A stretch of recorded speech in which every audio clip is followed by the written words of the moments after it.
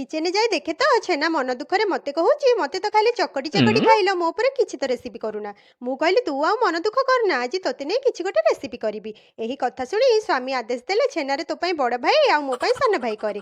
ତାପରେ ମୁଁ ଯାଇ ପ୍ୟାନରେ କିଛି ଗୁଡ଼ ଦେଇ ଛେନାରେ ଭଲ ବାସ୍ନା ପାଇଁ ଗୁଜୁରାତି ଗୁଣ୍ଡ ପକେଇ ଦେଇ ଛେନାକୁ ଭଲସେ ଭାଜିଦେଲି।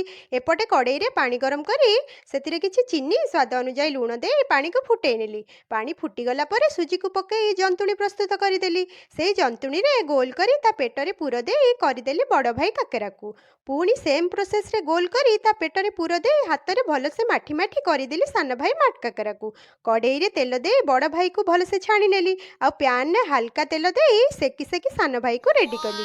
ମୁଁ ବଡ଼ ଭାଇ କାକେରାକୁ ଖାଇକି ହେଇଗଲି ଖୁସି, ସ୍ୱାମୀ ସାନ ଭାଇ ମାଠ କାକେରାକୁ ଖାଇକି ହେଲେ ଖୁସି। ଆପଣମାନେ ଆଉ ଡେରି କାହିଁକି କରୁଛନ୍ତି? ଜଲ୍ଦି ଜଲ୍ଦି ଚ୍ୟାନେଲକୁ ସବସ୍କ୍ରାଇବ୍ କରିଦିଅନ୍ତୁ, ଛେନା ହେଇଯିବ ଖୁସି।